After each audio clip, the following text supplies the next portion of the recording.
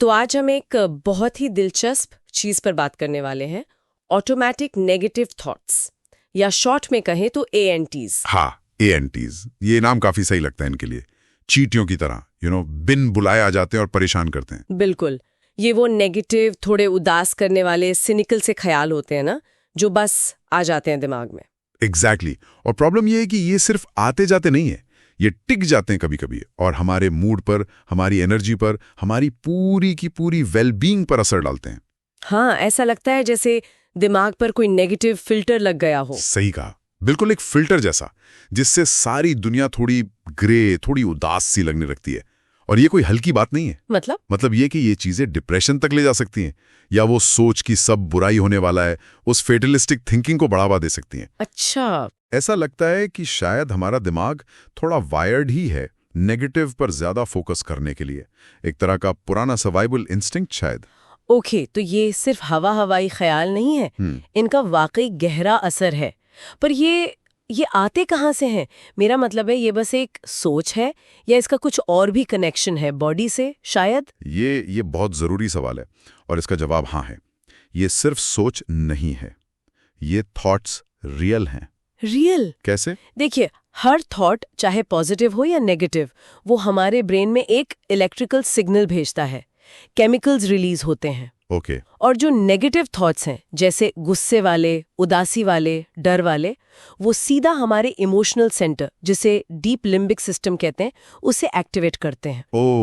और जब वो एक्टिवेट होता है तो बॉडी में फिजिकल रिएक्शंस होते हैं, जैसे मसल्स का टाइट हो जाना, सांस का तेज चलना या दिल की धड़कन बढ़ जाना। अच्छा, तो मतलब ये सिर्फ दिमाग में नहीं हो रहा, पूरी बॉडी से महसूस कर रही है। इसीलिए ये थॉट्स इतने रियल फील होते हैं, क्योंकि वो सिर्फ मेंटल नहीं, फिजिकल भी हैं। ये तो काफी इंटरेस्टिंग है। मैंने कभी इस तरह सोचा नहीं था कि एक नेगेटिव ख्याल का इतना फिजिकल असर हो सकता है। हाँ, होता है, और इसीलिए उन्हें इग्नोर करना मुश्किल हो जाता है कई बार। लेकिन एक सवाल और, ये जो ऑटोमेटिक थॉट्स आते हैं, क्या ये हमेशा सच होते हैं? मतलब जो हम फील कर रहे हैं या जो दिमाग कह रहा है, क्या वो हमेशा फैक्ट होता है? नहीं, बिल्कुल नहीं। और ये शायद सबसे जरूरी बात है आज की चर्चा की। अच्छा। हाँ, हमारे ऑटोमेटिक थॉट्स, खासकर नेगेटिव वाले, अक्सर सच नहीं होते। वो सच को तोड़ मरोड़ कर पेश करते हैं। कभी कभी तो वो सरासर झूठ होते हैं। झूठ? मतलब हमारा अपना दिमाग हमसे झूठ बोलता है। हाँ, एक तरह से। सोचिए, एक कॉलेज स्टूडेंट था, उसका एग्जाम थोड़ा खराब हुआ, तो उसके दिमाग में ऑटोमेटिक थॉट आया, मैं तो स्टूपिड हूं, मुझसे नहीं होगा। तो वो इस थॉट पे इतना यकीन करने लगा कि वो सच में खुद को बेवकूफ समझने लगा। लेकिन जब बाद में उसका IQ टेस्ट हुआ तो पता चला वो जीनियस है। अरे वाह! तो देखा उसका ऑटोमेटिक थॉट कितना गलत था, कितना झूठ था। हाँ बिल्कुल, ये तो बड़ा कमाल का उदाहरण है। तो इसीलिए हर नेगेटिव थॉट पर आंख बंद करके विश्वास कर लेना ये सही नहीं है। उन्हें सवाल करना, उन्हें चैलेंज करना बहुत बहुत जरूरी है। ठीक है, तो ये बात साफ हो गई कि ये ANTs रियल फील होते हैं, फिजिकली असर करते हैं, लेकिन जरूरी नहीं कि सच हो। तो अब अगला सवाल आता है कि इनसे डील कैसे करें, इन्हें हैंडल कैसे करें? कोई तरीका, कोई स्ट्रैटेजी? हाँ, बिल्कुल है। एक बड़ी अच्छी स्ट्रैटेजी है जिसे कहते हैं किल द ANTs, चींटियों को मार भगाओ। किल द ANTs, अच्छा नाम है। तो क्या स्टेप्स हैं इसमें? इसके कुछ बेसिक स्टेप्स हैं। पहला है नोटिस करना या पहचानना। ओके, मतलब बस अवेयर होना कि ओके, ये जो मैं अभी सोच रही हूं, ये एक नेगेटिव थॉट है, ये एक ANT है। सिर्फ ये एहसास होना कि ये अभी हो रहा है, ये पहला सबसे जरूरी कदम है। ठीक है, पहले तो पता चले कि दुश्मन है कौन। एग्जैक्टली। फिर दूसरा स्टेप है चैलेंज करना। चैलेंज करना कैसे? खुद से सवाल पूछना। जैसे ही वो नेगेटिव थॉट आए, रुक कर पूछना, 1 मिनट, क्या ये बात 100% सच है? क्या इसका कोई सबूत है मेरे पास?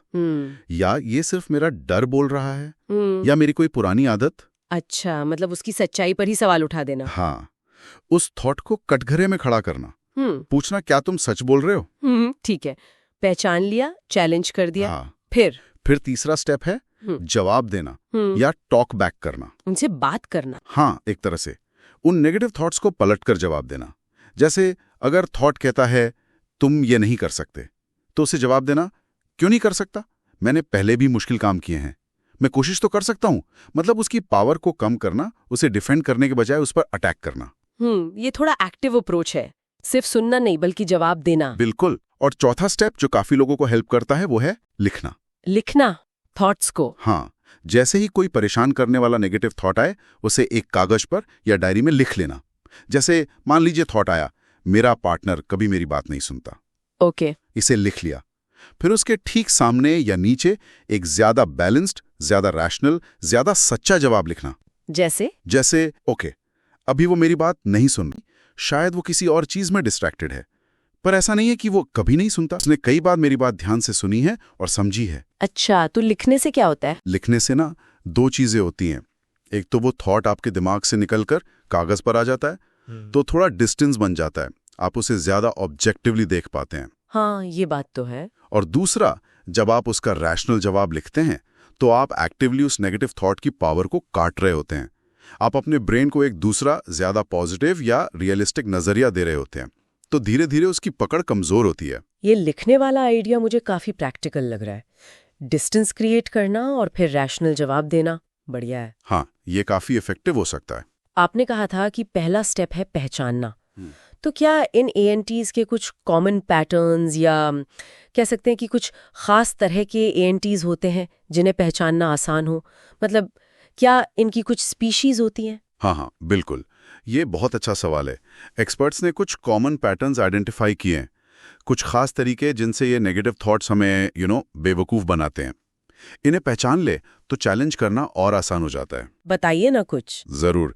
एक बहुत कॉमन है जिसे कहते हैं always never thinking. Always never? हाँ, जब हम सिचुएशन को ब्लैक एंड व्हाइट में देखते हैं, जब हम हमेशा या कभी नहीं जैसे शब्दों का इस्तेमाल करते हैं, जैसे तुम हमेशा मेरी बात काटते हो या मुझे कभी प्रमोशन नहीं मिलेगा। हाँ, ये तो बहुत होता है ना? पर असलियत में चीजें इतनी एक्सट्रीम कमी होती हैं। हमेशा और कभी नहीं वाले दावे अक्सर गलत होते हैं। दुनिया ज्यादा ग्रे होती है, ब्लैक एंड व्हाइट नहीं। सही कहा। और कोई टाइप? दूसरा है नेगेटिव पर फोकस करना। Focusing on the negative. इसका क्या मतलब? इसका मतलब है कि किसी सिचुएशन में जो कुछ अच्छा हुआ है उसे तो इग्नोर कर देना और सिर्फ जो एक आध चीज गलत हुई उसी पर अटक जाना। अच्छा, जैसे पूरे दिन सब ठीक चला पर शाम को किसी ने कुछ कह दिया तो बस वही दिमाग में घूमता रहा। बिल्कुल। या मान लीजिए आपने कोई प्रेजेंटेशन दी, सबने तारीफ की, बस एक छोटी सी गलती हो गई तो आप तारीफ भूल गए और बस उस गलती के बारे में सोचते रहे। ये नेगेटिव पर फोकस करना है। समझ गई। ये भी कॉमन लगता है। तीसरा है फॉर्चून टेलिंग या भविष्य बताना। मतलब जैसे पंडित जी बताते हैं? नहीं, ये वो वाला नहीं। ये है नेगेटिव भविष्य बताना। मतलब हमेशा ये मान लेना कि आगे चलकर कुछ बुरा ही होगा, बिना किसी सबूत के। बस मान लेना कि नतीजा नेगेटिव ही निकलेगा। जैसे कोई जरूरी मीटिंग है तो पहले ही सोच लेना ये मीटिंग तो खराब ही जाएगी। या कोई टेस्ट है तो सोचना मैं तो फेल ही हो जाऊंगा। या किसी से मिलने जा रहे हैं तो सोचना उन्हें मैं पसंद नहीं आऊंगा। ये बिना किसी आधार के नेगेटिव भविष्यवाणी करना है। Okay, got it.